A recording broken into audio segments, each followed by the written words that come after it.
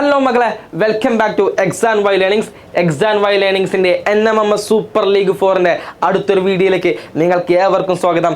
ഇന്ന് നമ്മൾ ഡിസ്കസ് ചെയ്യുന്നത് സോഷ്യൽ സയൻസിൽ ഫ്രീക്വൻലി ആയിട്ട് ചോദിച്ചു വരുന്ന ചോദ്യങ്ങളും ആ പാഠഭാഗങ്ങളും നിങ്ങളിലേക്ക് എത്തിക്കുക എന്ന ഉദ്ദേശത്തോട് കൂടിയിട്ടാണ് നമ്മൾ ഇന്നിവിടെ എത്തിയിട്ടുള്ളത്. മക്കളെ, പെണ്ണയും ബുക്കൊക്കെ എടുത്ത് റെഡി ആയിട്ട് നിന്നോളൂ. നമ്മൾ ഫ്രീക്വൻലി ആയിക്കാണ്ട് ചോദിച്ചു വരുന്ന ചോദ്യങ്ങളാണ് നിങ്ങൾക്ക് അവതരിപ്പിക്കുന്നത്. അതിന് മുൻപ് പറയാനുള്ളത് മക്കളെ, നിങ്ങൾ എക്സാം വൈ ലേണിംഗ്സ് നിങ്ങൾക്കായിട്ട് ഒരു സുവർണ അവസരം നൽകുകയാണ്. ഞങ്ങൾ നിങ്ങൾക്കായിക്കൊണ്ട് ഫ്രീ NMMS കോച്ചിങ് നിങ്ങൾക്കായി പ്രൊവൈഡ് ചെയ്തിരിക്കുകയാണ്. മക്കൾ ചെയ്യേണ്ടത്, ഈ വീഡിയോ തൊട്ട് താഴെ ഡിസ്ക്രിപ്ഷനിൽ ലിങ്ക് ഉണ്ടായിരിക്കും. ലിങ്കിൽ എന്ത് ചെയ്യുക, നിങ്ങൾ കയറി അപ്ലൈ ചെയ്യുക, ഞങ്ങളുടെ കമ്മ്യൂണിറ്റിയിൽ ജോയിൻ ചെയ്യുക. ഞങ്ങൾ നിങ്ങൾക്കായിട്ട് ഫ്രീ, തികച്ചും സൗജന്യമായിട്ടുള്ള NMMS കോച്ചിങ് ഞങ്ങൾ നിങ്ങൾക്കായി പ്രൊവൈഡ് ചെയ്യുകയാണ്.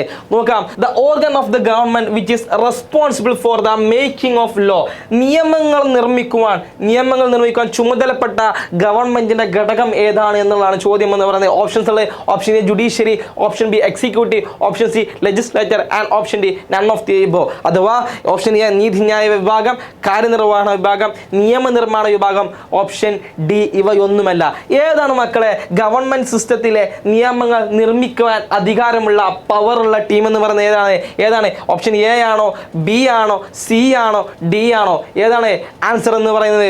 ഓപ്ഷൻ സി അഥവാ ലെജിസ്ലേച്ചർ അഥവാ നിയമനിർമ്മാണ വിഭാഗം എന്ന് പറയുന്ന ആൻസർ എന്ന് പറയുന്നത്. നോക്കാം, നമ്മൾ പഠിച്ചിട്ടുണ്ട് എന്താണ് ഗവൺമെന്റിന്റെ 3 സിസ്റ്റങ്ങളാണ് പഠിച്ചത്. ഒന്നാമത്തെ ലെജിസ്ലേച്ചർ എന്ന് പറഞ്ഞാൽ നിയമനിർമ്മാണ വിഭാഗം. ഏതാണ് നിയമനിർമ്മാണ വിഭാഗം എന്ന് പറയുന്നതാണ് ഒന്നാമത്തെ എന്ന് പറയുന്നത്. രണ്ടാമത് നമ്മൾ പഠിച്ചാണ് ജുഡീഷ്യറി എന്ന് പറയുന്നത് അഥവാ നീതിന്യായ വിഭാഗം എന്ന് പറയുന്നതാണ്. ജുഡീഷ്യറി എന്ന് പറഞ്ഞാൽ ഏതാണ് നീതിന്യായം എന്ന് പറയുന്നതാണ് ജുഡീഷ്യറി. ഒരു മിനിറ്റ്, ജുഡീഷ്യറി എന്ന് പറയുന്നത് നീതിന്യായം. ഓക്കെ, മൂന്നാമത്തേതാണ് എക്സിക്യൂട്ടീവ് എന്ന് പറയുന്നത് അഥവാ കാര്യനിർവഹണം എന്ന് പറയുന്നത്. അപ്പോൾ ഈ 3 സിസ്റ്റംസ് ആണ് ഗവൺമെന്റിൽ ഉള്ളത്. ഈ ഗവൺമെന്റിൽ 3 സിസ്റ്റംസ് ഉണ്ടായാൽ മാത്രമേ ഗവൺമെന്റ് കംപ്ലീറ്റ് ആവുകയുള്ളൂ. ഇതിലേതെങ്കിലും ഒന്ന് മിസ്സായപ്പോൾ ഗവൺമെന്റ് എന്ത് ചെയ്യുക, കംപ്ലീറ്റ് ആവുകയില്ല. ഇതിന് ഒന്നാമത്താണ് ലെജിസ്ലേറ്റീവ് എന്ന് പറയുന്നത്. ഇവരുടെ പണി എന്ന് പറയുന്നത് എന്താണ്? മേക്സ് ലോ, നിയമങ്ങൾ ഉണ്ടാക്കുക എന്നുള്ള പണിയാണ് ആർക്കുള്ളത്? ലെജിസ്ലേറ്റീവ് സിസ്റ്റത്തിലുള്ള ആളുകൾക്കുള്ളത്. ഇനിയോ ജുഡീഷ്യൽ സിസ്റ്റത്തിൽ, അതായത് ജുഡീഷ്യറിയിലുള്ളതാണ് നീതിന്യായത്തിലുള്ള ഇന്റർപ്രറ്റ്സ് ലോകളെ വ്യാഖ്യാനിക്കുക എന്ന് പറയുന്നതാണ് ഇതിൽ പറയുന്നത്, ജുഡീഷ്യറിയിൽ പറയുന്നത്. അതുപോലെ എക്സിക്യൂട്ടീവ് പറഞ്ഞോ ഇംപ്ലിമെന്റ്സ് ലോ എന്ത് ചെയ്യുക, അപ്ലൈ ചെയ്യുക, അല്ലെങ്കിൽ എന്ത് ചെയ്യുക, ഇംപ്ലിമെന്റ് ചെയ്യുക, അഥവാ കാര്യനിർവഹണ വിഭാഗത്തിൽപ്പെട്ടത്. ഇപ്പോൾ നമുക്കറിയാം, ഒരു ലെജിസ്ലേച്ചർ ടീമിലുള്ള ആളുകൾ പാർലമെന്റിലുള്ള രാജ്യസഭയോ അല്ലെങ്കിൽ ലോക്സഭയോ ഈ 2 ഹൗസിനും കൂടി ചേർന്നാണ് ഇന്ത്യയിൽ എന്ത് നടക്കുന്നത്, നിയമങ്ങൾ നിർണ്ണയിക്കുന്നത്. ബൈ ക്യാമറൽ ലെജിസ്ലേച്ചർ ആണെന്നൊക്കെ പഠിച്ചിട്ടുണ്ട് നിങ്ങൾ. ലോക്സഭയും രാജ്യസഭയും കൂടിയിട്ട് എന്ത് നടക്കുന്നു, നിയമങ്ങൾ നിർമ്മിക്കുന്നു. ഇവരെന്ത് ചെയ്യുന്നു? ലെജിസ്ലേച്ചർ അസംബ്ലി എന്ന് പറയുന്ന നിയമനിർമ്മാണ സഭ എന്ന് പറയുന്നു. ഓക്കെ, ജുഡീഷ്യറി നീതിന്യായത്തിൽ പറഞ്ഞ നമ്മളെ ഹൈക്കോർട്ട്, സുപ്രീം കോർട്ട്, മുനിസിപ്പൽ കോടതി മുതൽ കൊണ്ടുവരുന്ന സുപ്രീം കോടതി, ഹൈക്കോർട്ട്, ഇതൊക്കെ അതിൽ പറഞ്ഞ നീതിന്യായത്തിൽ വരുന്ന ഇവർക്ക് എന്താണ്, ലോസിനെ, നിയമങ്ങളെ എന്ത് ചെയ്യാൻ, ഇന്റർപ്രിറ്റ് ചെയ്യാൻ, വ്യാഖ്യാനിക്കാനുള്ള അധികാരമുള്ള, ഓക്കെ, ഒരു തെറ്റ് കണ്ടാൽ നിയമത്തിന്റെ അടിസ്ഥാനത്തിൽ ശരിയെന്ന് തെറ്റെന്ന് വ്യാഖ്യാനിക്കാൻ അധികാരമുള്ള ഒരു ടീമാണ് ജുഡീഷ്യറി എന്ന് പറയുന്നത്. എക്സിക്യൂട്ടീവ് എന്ന് പറഞ്ഞാൽ ലെജിസ്ലേച്ചർ ഉണ്ടായ നിയമങ്ങളെ നടപ്പിലാക്കുന്ന ആളുകളാണ് ആരെന്ന് പറഞ്ഞത്, എക്സിക്യൂട്ടീവ്സ് എന്ന് പറയുന്നത്. കാര്യനിർവഹണ വിഭാഗം എന്ന് പറയുന്നത്, ഇപ്പോൾ നമുക്കറിയാം നമ്മുടെ വാർഡ് മെമ്പർ എന്ന് പറയുന്നത്, നമ്മുടെ വാർഡ് മെമ്പർ എന്നാണ്. ഇത് എക്സിക്യൂട്ടീവ് എക്സാമ്പിൾ ആയി നമുക്ക് പറയുന്ന കാര്യമാണ്. വാർഡ് മെമ്പറിന് പുതിയ നിയമങ്ങൾ ഉണ്ടാക്കാൻ ഒരു അധികാരം ഉണ്ടായില്ല. പക്ഷേ ഓൾറെഡി ഉണ്ടാക്കിയ നിയമങ്ങളെ നമ്മുടെ വാർഡിൽ നടപ്പിലാക്കാൻ അധികാരമുള്ള വിഭാഗം ആളുകളാണ് എക്സിക്യൂട്ടീവ്, കാര്യനിർവഹണ വിഭാഗം എന്ന് പറയുന്നത്. ഇതാണ് പ്രധാനപ്പെട്ട 3 ഗവൺമെന്റിലെ ഓർഗൻസ് എന്ന് പറയുന്ന വിഭാഗങ്ങൾ എന്ന് പറയുന്നത്. ഇതിന്റെ 3 കുറിച്ച് നമ്മൾ പഠിച്ചിട്ടുണ്ട്. മക്കൾ ക്ലിയർ ആയിട്ടാണ് വിശ്വസിക്കുന്നത്. ക്വസ്റ്റ്യൻ എന്തായിരുന്നു? ഇതിലേതായിരുന്നു മേക്കിംഗ് ഓഫ് ലോ അഥവാ നിയമങ്ങൾ നിർമ്മിക്കാൻ അധികാരമുള്ള ആർക്കായിരുന്നു? നിയമനിർമ്മാണ വിഭാഗം അഥവാ ലെജിസ്ലേച്ചർ അസംബ്ലി അല്ലെങ്കിൽ ലെജിസ്ലേച്ചർ സിസ്റ്റം എന്ന് പറയുന്നത്. ഓക്കെ, അടുത്ത ചോദ്യമാണ് വരുന്നത്. The weathering of rocks due to the variation in temperature. താപനിലയുടെ അടിസ്ഥാനത്തിൽ ഏറ്റക്കുറച്ചിലുകളിൽ എന്താണ് വെതറിംഗ് സംഭവിക്കുന്ന അപക്ഷയം ഉണ്ടാകുന്ന റോക്സ് ഏതാണ് എന്നുള്ളതാണ് ചോദ്യം എന്നത്.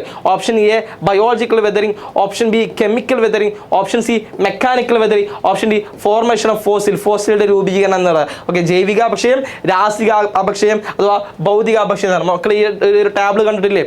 ഈ ടാബിൾ നിങ്ങൾ പഠിക്കാണ്ടാവും. അതിൻ്റെ അടിസ്ഥാനത്തിൽ പറയാം ഏതാണ് ആൻസർ ഏതാണ്. ബയോളജിക്കൽ വെതറിംഗ് ആണോ, കെമിക്കൽ വെതറിംഗ് ആണോ, മെക്കാനിക്കൽ അഥവാ ഫിസിക്കൽ വെതറിംഗ് എന്ന് പറയും കേട്ടോ. വെതറിംഗ് എന്ന പേരിലും ഈ പറഞ്ഞ മെക്കാനിക്കൽ വെതറിങ്ങിനെ അറിയപ്പെടും. ഓക്കെ, അഥവാ ഭൗതിക അപക്ഷയം, അല്ലെങ്കിൽ option D formation of fossils അഥവാ ഫോസിലുകളുടെ രൂപീകരണം എന്ന് പറയും. ഇതിൽ ഏതാണ് താപനിലയുടെ വേരിയേഷൻസ് അടിസ്ഥാനത്തിൽ എന്ത് ചെയ്യുന്നത് വെതറിങ് സംഭവിക്കുന്നത് ഏതാണ് എന്നുള്ള ചോദ്യം. ഏതാണ് ഓപ്ഷൻ ആൻസർ ഏതാണ് നിങ്ങൾക്ക് അറിയുന്നുണ്ടാവുമെന്ന് ഞാൻ മനസ്സിലാക്കുന്നത്. ആൻസർ പെട്ടെന്ന് എന്ത് ചെയ്യുക നമ്മുടെ കമൻറ്റ് ബോക്സിൽ ടൈപ്പ് ചെയ്യുക. ഏതാണ് ഓപ്ഷൻ എ ആണോ, ബി ആണോ, സി ആണോ, ഡി ആണോ എന്നുള്ളത്. ഏതാണ് ആൻസർ? ഈ ഒരു ടേബിൾ നിങ്ങൾ കണ്ടിട്ടുണ്ടാവും. ഈ ടേബിളിൻ്റെ അടിസ്ഥാനത്തിലാണ് ചോദ്യം വന്നിട്ടുള്ളത്. ഓക്കെ, ആൻസർ എന്ന് പറയുന്നത് ഓപ്ഷൻ സി മെക്കാനിക്കൽ ഫെദറിങ് അഥവാ ഭൗതിക അപക്ഷയം എന്ന് പറയുന്നതാണ് ആൻസർ എന്ന് പറഞ്ഞത്. നോക്കുക, എല്ലാവർക്കും അറിയുന്നതാണ്, ഒന്നുകൂടി പറഞ്ഞുതരാം. ഓക്കെ, ഫിസിക്കൽ അല്ലെങ്കിൽ മെക്കാനിക്കൽ വെതറിങ് അഥവാ ഭൗതിക അപക്ഷയം, കെമിക്കൽ വെതറിങ് അഥവാ രാസിക അപക്ഷയം, ബയോളജിക്കൽ വെതറിങ് അഥവാ ജൈവിക അപക്ഷയം എന്ന് പറയുന്നത്. ഇത് പഠിക്കാൻ വളരെ സിമ്പിളാണ്. നമുക്ക് ഏറ്റവും സയൻസിലെ 3 സബ്ജക്റ്റുകളാണ് ഏതൊക്കെയെന്ന് പറയുന്നത്. ഓക്കെ, ഫിസിക്സ്, കെമിസ്ട്രി, ബയോളജി എന്ന് പറയുന്നത്. ആ 3 പേരിലാണ് അത് അറിയപ്പെടുന്നത്. ഒന്ന് ഫിസിക്സ് അഥവാ ഫിസിക്കൽ അഥവാ മെക്കാനിക്കൽ വെതറിങ് എന്ന് പറയുന്നത് അഥവാ ഭൗതിക അപക്ഷയം എന്ന് പറയുന്നത്, കെമിക്കൽ വെതറിങ് അതാണ് രാസിക അപക്ഷയം എന്ന് പറയുന്നത്, ബയോളജിക്കൽ വെതറിങ് അഥവാണ് ജൈവിക അപക്ഷയം എന്ന് പറയുന്നത്. ക്ലിയർ ആണ്. ഇനി എന്താണ് ഇത് പറയുന്നത് നോക്കുക. ഫിസിക്കൽ വെതറിങ് എന്ന് പറഞ്ഞാൽ the expansion and contraction of minerals due to the variation in temperature results in weather അഥവാ താപത്തിലെ ഏറ്റക്കുറച്ചിലുകൾ കാരണം ശിലാധാതുക്കൾക്ക് ഉണ്ടാകുന്ന വികാസവും സങ്കോചവും അപക്ഷയത്തിന് കാരണമാകുന്നു. അതായത് നമുക്കറിയാം, ഇപ്പോൾ ഒന്നും വേണ്ട, നമ്മുടെ പാറകൾ എടുക്കുക. പാറകളുടെ വിള്ളലുകളിൽ എന്ത് സംഭവിക്കുന്നുണ്ട് പാറകളുടെ വിള്ളുകൾ ഫിഷേഴ്സിൽ എന്ത് സംഭവിക്കുന്നുണ്ട്? വെള്ളം കെട്ടി നിൽക്കുന്നുണ്ടാവും. ഈ വെള്ളം കെട്ടിക്കുന്ന സമയത്ത് തണുപ്പ് കാലത്ത് നിങ്ങൾ ആരെങ്കിലും ഫ്രിഡ്ജിൽ പൊട്ടണ കുപ്പിയിൽ വെള്ളം വെച്ചിട്ടുണ്ടോ? ആരെങ്കിലും വെച്ചിട്ടുണ്ടോ? അത് നമ്മൾ വെക്കാത്തത് കാരണം എന്താണ്? പൊട്ടുന്ന കുപ്പിയിൽ വെള്ളം ഫ്രീസറിൽ വെച്ചാൽ സ്വാഭാവികമായിട്ടും കുപ്പി പൊട്ടിപ്പോകാൻ കാരണം എന്താണ്? അവിടെ ഈ ലിക്വിഡ് ഫോമായ വെള്ളം സോളിഡ് ഫോമിലേക്ക് മാറുമ്പോൾ അതിൻ്റെ എക്സ്പാൻഡ് ചെയ്യുകയാണ് ചെയ്യുന്നത്. അതിൻ്റെ ഏരിയ എക്സ്പാൻഡ് ചെയ്യുകയാണ് ചെയ്യുന്നത്. ഈ ഏരിയ താങ്ങാൻ നമ്മുടെ പൊട്ടുന്ന കുപ്പിക്ക് കഴിയാത്തതുകൊണ്ടാണ് അത് പൊട്ടിപ്പോകുന്നത്. എന്നുള്ള പോലെ തന്നെ പാറകൾക്കുള്ളിൽ വെള്ളമുള്ള സമയത്ത് ടെമ്പറേച്ചർ കുറയുമ്പോൾ അഥവാ തണുത്ത സമയങ്ങളിൽ ഇതെന്ത് ചെയ്യുന്നു? ഇത് എക്സ്പാൻഡ് ചെയ്യപ്പെടുമ്പോൾ അങ്ങനെ പാറകൾ എന്ത് ചെയ്യുന്നു? പൊടിഞ്ഞു പോകുന്നു, വെതറിങ് സംഭവിക്കുന്നു. ഇതാണ് എന്ന് പറയുന്നത് ഭൗതിക അപക്ഷയം അഥവാ ഫിസിക്കൽ വെതറിങ് എന്ന് പറയുന്നത്. ക്ലിയർ ആണെന്ന് വിശ്വസിക്കുന്നത്. അടുത്താണ് കെമിക്കൽ വെതറിങ് അഥവാ രാസിക അപക്ഷയം എന്ന് പറയുന്നത്. Oxygen, carbon dioxide, water etcetera react with the minerals and result in the chemical decomposition of rocks എന്ന് പറയുന്നത്. മലയാളം എഴുത്തിൽ ഓക്സിജൻ, കാർബൺ ഡൈ ഓക്സൈഡ്, ജലം തുടങ്ങിയ ഘടകങ്ങൾ ശിലകളിലെ ധാതുക്കളുമായി രാസപ്രവർത്തനം ഏർപ്പെട്ട് ശിലകളിൽ രാസപരമായ വിഘടനത്തിന് വെതറിങ്ങിന് കാരണമാകുന്നു. ഒന്നും വേണ്ട, മക്കൾ എന്ത് ചെയ്യുക? ഒരു കല്ലെടുത്ത് കാണ്ട് കടലിൻ്റെ തീരത്ത് തിരമാല അടിക്കുന്ന ഏരിയയിൽ കല്ല് കൊണ്ടുപോയി വെച്ച് കഴിഞ്ഞാൽ സ്വാഭാവികമായിട്ടും എന്ത് സംഭവിക്കുന്നു? ആ തിരമാലകളിൽ ഇങ്ങനെ തട്ടി സ്വാഭാവികമായിട്ടും ഈ കല്ല് ദ്രവിച്ചു പോകുന്നു. അഥവാ തിരമാലകളിൽ സ്വാഭാവികമായിട്ടും ഉപ്പുവെള്ളമാണ്. ഈ ഉപ്പുമായിട്ട് രാസപ്രവർത്തനത്തിൽ ഏർപ്പെട്ടുകയാണ് ഇതെന്ത് സംഭവിക്കുകയാണ്? വെതറിങ്ങിന് വെതറിങ് സംഭവിക്കുകയാണ് ചെയ്യുന്നത്. അപ്പോൾ രാസികമായ കെമിക്കൽ വെതറിങ് എന്ത് ചെയ്യുന്നുണ്ട്? സംഭവിക്കുന്നുണ്ട്. അടുത്താണ് പറയുന്നത് ജൈവിക അപക്ഷയം അഥവാ ബയോളജിക്കൽ വെതറിങ് എന്ന് പറഞ്ഞാൽ സിമ്പിളായി പറഞ്ഞുതരാം. നമ്മൾ കാടുകൾ ഒന്നും വേണ്ട, കാടുകൾ പോകുന്നു വേണ്ട. നമ്മൾ ഇത് കണ്ടില്ലേ, മഞ്ഞുമൽ ബോയ്സ് കണ്ടില്ലേ, ഗുണാക്കേവ് ഏത് കുട്ടേട്ടൻ രക്ഷിക്കാൻ പോയ ഗുണാക്കേവ്. ആ ഗുണാക്കേവിൽ എന്തുണ്ട്? പാറകൾക്കിടയിൽ കുറേ അവർ ഫോട്ടോ എടുത്ത ഏരിയകൾ കണ്ടില്ലേ? അതെന്താണ്? ആ പാറകൾക്കിടയിലൊക്കെ കുറേ റൂട്ട്സ് വേരുകൾ ഇങ്ങനെ പടർന്ന് കിടക്കുന്നുണ്ട്. ഈ വേരുകൾ സപ്പോസ് പാറകൾക്കുള്ളിലൂടെയും പോകുന്നുണ്ട്. അങ്ങനെ ഉള്ളിലൂടെ പോയിക്കാണ്ട് പാറകൾക്ക് എന്ത് സംഭവിക്കുകയാണ്? വെതറിങ് സംഭവിക്കുകയാണെങ്കിൽ അത്തരം വെതറിങ്ങിനെ അപക്ഷയത്തെ വിളിക്കുന്ന പേരാണ് ബയോളജിക്കൽ വെതറിങ് എന്ന് പറയുന്നത്.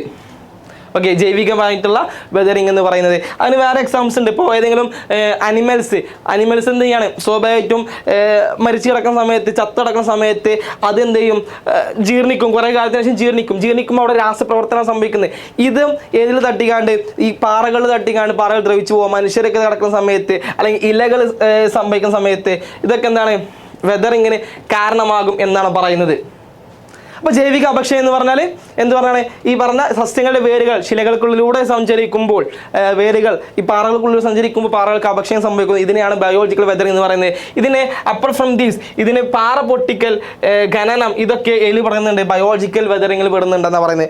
മക്കളെ ക്ലിയർ ആയെന്നാണ് വിശ്വസിക്കുന്നത്. നെക്സ്റ്റ് ക്വസ്റ്റ്യൻ മക്കളെ, in which of the following list is the provision for panchayat Raj എന്ന് പറയുന്നത് ഏത് ലിസ്റ്റിൽ പെട്ടതാണ്? നമുക്ക് പ്രധാനമായും 4 ലിസ്റ്റുകൾ പഠിക്കാണ്ട്: union list, state list, concurrent list, residuary powers അഥവാ യൂണിയൻ ലിസ്റ്റ്, സംസ്ഥാന ലിസ്റ്റ്, സമവർത്തി ലിസ്റ്റ് അഥവാ അവശേഷിക്കുന്ന അധികാരം. ഇതിൽ ഏത് ലിസ്റ്റിലാണ് പഞ്ചായത്ത് രാജ് ഇൻക്ലൂഡ് ചെയ്യപ്പെടുന്നത് എന്നുള്ളതാണ് ചോദ്യം പറഞ്ഞത്. മക്കൾ പെട്ടെന്ന് കമൻറ്റ് ചെയ്യുക, ഏതാണ് ആൻസർ, എ ആണോ, ബി ആണോ, സി ആണോ, ഡി ആണോ എന്നുള്ളത്.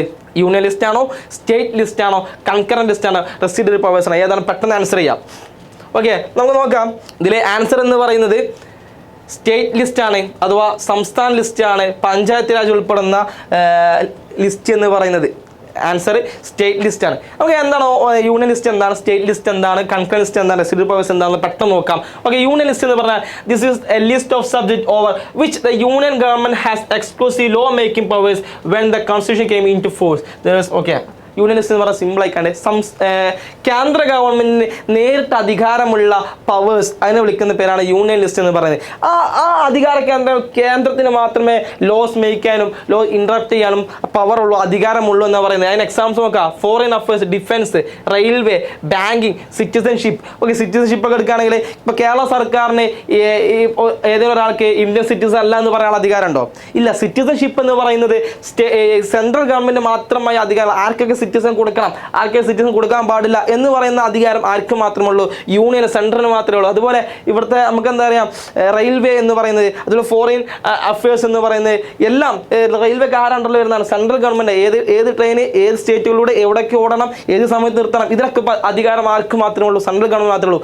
അങ്ങനെ സെൻട്രൽ ഗവൺമെന്റ് മാത്രമായിട്ടുള്ള അധികാര പവറുള്ള ഒരു ഏരിയയെ വിളിക്കുന്ന പേരാണ്, ലിസ്റ്റിനെ വിളിക്കുന്ന പേരാണ് യൂണിയൻ ലിസ്റ്റ് എന്ന് പറയുന്നത്. സ്റ്റേറ്റ് ലിസ്റ്റ് എന്ന് പറഞ്ഞാൽ എന്താ? ഓക്കെ, സംസ്ഥാനങ്ങൾക്ക് അധികാരമുള്ള ഏരിയ, സംസ്ഥാനങ്ങൾക്ക് എന്ത് ചെയ്യുക, നിയമങ്ങൾ നിർമ്മിക്കുവാനും നിയമങ്ങൾ ഇന്റർപ്രറ്റ് ചെയ്യാൻ, വ്യാഖ്യാനിക്കാനും അധികാരമുള്ള ഈ ലിസ്റ്റിനെ വിളിക്കുന്ന പേരാണ് സംസ്ഥാന ലിസ്റ്റ് എന്ന് പറയുന്നത്. അതിന്റെ എക്സാമ്പിൾസ് ആണ് agriculture, jail, police, local government എന്ന് പറയുന്നതൊക്കെ സംസ്ഥാന ലിസ്റ്റുകൾക്ക് എക്സാമ്പിൾ ആണ്. ഓക്കെ, മൂന്നാമതാണ് കൺകറന്റ് ലിസ്റ്റ് എന്ന് പറയുന്നത് അഥവാ സമവർത്തി ലിസ്റ്റ് എന്ന് പറയുന്നത്. അതെ, this is A list of subject over which both central and state government have legislative power. രണ്ട് സെൻട്രൽ ഗവൺമെന്റിനും സ്റ്റേറ്റ് ഗവൺമെന്റിനും ലെജിസ്ലേറ്റീവ് പവറുള്ള, നിയമങ്ങൾ നിർമ്മിക്കുവാനും നിയമങ്ങളെ വ്യാഖ്യാനിക്കാനുള്ള, ഇന്റർപ്രറ്റ് ചെയ്യാനുള്ള അധികാരമുള്ള ലിസ്റ്റിനെയാണെന്ന് വിളിക്കുന്നത് കൺകറന്റ് ലിസ്റ്റ് അഥവാ സമവർത്തി ലിസ്റ്റ് എന്ന് പറയുന്നത്. അതിന് എക്സാമ്പിൾ ആണ് എഡ്യൂക്കേഷൻ എന്ന് പറയുന്നത്, ഫോറസ്ട്രി എന്ന് പറയുന്നത്, ട്രേഡ് യൂണിയൻസ് എന്ന് പറയുന്നത്, മാരേജ് എന്ന് പറയുന്നത്, British birth and death registration എന്ന് പറയുന്നത്. ഇതിനൊക്കെ എന്താണ് കൺകറന്റ് ലിസ്റ്റ്? അതിൽ സെൻട്രൽ ഗവൺമെന്റിനും സ്റ്റേറ്റ് ഗവൺമെന്റിനും എന്നുള്ള അധികാരം. ഇപ്പോൾ നമ്മൾ എഡ്യൂക്കേഷൻ സിസ്റ്റം എടുക്കുകയാണെങ്കിൽ നമുക്ക് രണ്ട് സിസ്റ്റംസ് ഉണ്ട്. CBSE എന്ന് പറഞ്ഞ സെൻട്രൽ ഗവൺമെന്റിൻ്റെ ഒരു എഡ്യൂക്കേഷൻ സിസ്റ്റം ഉണ്ട്, കേരള സിലബസിൽ ഫോളോ ചെയ്യുന്ന ആളുകളുണ്ട്. ഇതിൽ ആർക്കും വേണമെങ്കിൽ ചൂസ് ചെയ്യാം, ഈ ഒരു കുട്ടിക്ക് ഏതിലും വേണമെങ്കിൽ ചൂസ് ചെയ്യാം. ഇതിൽ രണ്ട് കൂട്ടർക്കും എന്ത് ചെയ്യാം, രണ്ട് ഗവൺമെന്റ് ഇന്റർപ്രറ്റ് ചെയ്യുകയും ചെയ്യാം. ഇതിനെയാണ് കൺകറന്റ് ലിസ്റ്റ് അഥവാ എന്തെന്ന് പറയുന്നത്, സമവർത്തി ലിസ്റ്റ്. അതായത് രണ്ട് ഗവൺമെന്റുകൾക്കും ഒരുപോലെ പവറുള്ള ലിസ്റ്റ്. ഇനി റെസിഡ്യൂറി പവേഴ്സ് എന്ന് പറഞ്ഞാൽ ഇതിലൊന്നിലും ഈ പറയുന്ന സെൻട്രൽ ഗവൺമെന്റിനും ഈ മൂന്ന് ലിസ്റ്റുകൾക്കും, യൂണിയൻ ലിസ്റ്റിലും സ്റ്റേറ്റ് ലിസ്റ്റിലും കൺകറന്റ് ലിസ്റ്റിലും പെടാത്ത പവേഴ്സിനെ വിളിക്കുന്ന പേരാണ്. അതിൽ അങ്ങനത്തെയുള്ള സാധനങ്ങൾ സബ്ജക്റ്റിനെ വിളിക്കുന്ന പേരാണെങ്കിൽ അതിനെ വിളിക്കുന്നത് റെസിഡ്യൂറി പവേഴ്സ് എന്ന്, അഥവാ അവശേഷിക്കുന്ന അധികാരം എന്ന് പറയാൻ. എക്സാമ്പിൾ ആണ് സൈബർ ലോ. സൈബർ ലോ എന്ന് പറഞ്ഞാൽ അതിന് സ്റ്റേറ്റ് ഗവൺമെന്റിനും അധികാരമില്ല, സെൻട്രൽ ഗവൺമെന്റിനും ഇല്ല എന്നില്ല. അത് വേൾഡ് വൈഡ് ആയ സാധനമാണ് സൈബർ എന്ന് പറയുന്നത്. അത് സൈബർ ലോ എന്ന് പറയുന്നത്, സൈബർ ലോ മേക്കിംഗ് എന്നൊക്കെ പറയുന്നത് ഒരു തരത്തിൽ രണ്ട് ഗവൺമെന്റും അധികാരമില്ലാത്ത ഏരിയയാണ്. ഇതിനെ വിളിക്കുന്ന പേരാണ് റെസിഡ്യൂറി പവേഴ്സ് അഥവാ അവശേഷിക്കുന്ന അധികാരം എന്ന് പറയുന്നത്. അപ്പോൾ മക്കളെ 4 ലിസ്റ്റുകളാണ്: union list, state list, concurrent list, residuary powers. State list, union list എന്ന് പറഞ്ഞാൽ സെൻട്രൽ ഗവൺമെന്റ് അധികാരമുള്ള ഏരിയ, സ്റ്റേറ്റ് ലിസ്റ്റ് എന്ന് പറഞ്ഞാൽ സ്റ്റേറ്റ് ഗവൺമെന്റ് അധികാരമുള്ള ഏരിയ, കൺകറന്റ് ലിസ്റ്റ് എന്ന് പറഞ്ഞാൽ രണ്ട് ഗവൺമെന്റുകൾക്കും അധികാരമുള്ള ഏരിയ, റെസിഡ്യൂറി പവേഴ്സ് എന്ന് പറഞ്ഞാൽ ഈ 3 ലിസ്റ്റിലും പ്രതിപാദിക്കപ്പെടാത്ത എക്സെപ്റ്റ് ചെയ്യപ്പെട്ട കേസുകളാണ് റെസിഡ്യൂറി പവേഴ്സ് എന്ന് പറയുന്നത്. ചോദ്യം എന്തായിരുന്നു? ഇതിൽ പഞ്ചായത്ത് രാജ് എന്ന് പറയുന്ന സിസ്റ്റം ഏത് ലിസ്റ്റിൽ ഉൾപ്പെട്ടത്? ഓപ്ഷൻ ബി, സ്റ്റേറ്റ് ലിസ്റ്റിലായിരുന്നു. സോ മക്കളെ, ഇത്രയാണ് നമ്മൾ ഇന്നത്തെ ക്ലാസ്സിൽ പറയുന്നത്. ഞാൻ ഒരിക്കൽ കൂടി പറയുകയാണ്, എക്സാം വൈ ലേണിംഗ് നിങ്ങൾക്കായി കണ്ട് ഫ്രീ NMMS കോച്ചിങ് പ്രൊവൈഡ് ചെയ്യുന്നുണ്ട്. മക്കൾ ചെയ്യേണ്ടത് ഈ വീഡിയോ താഴെ ഡിസ്ക്രിപ്ഷനിൽ എന്ത് ചെയ്യുക, ലിങ്ക് ഉണ്ടായിരിക്കും, അതിൽ കയറി നിങ്ങൾ അപ്ലൈ ചെയ്യുക. എല്ലാവരും പഠിച്ചുകൊണ്ടേയിരിക്കുക. എല്ലാവർക്കും നല്ലത് മാത്രം വരട്ടെ എന്ന് ആശംസിച്ചുകൊണ്ട് ഇന്നത്തെ വീഡിയോ നമ്മൾ വൈൻഡപ്പ് ചെയ്യുകയാണ്. Thank you so much.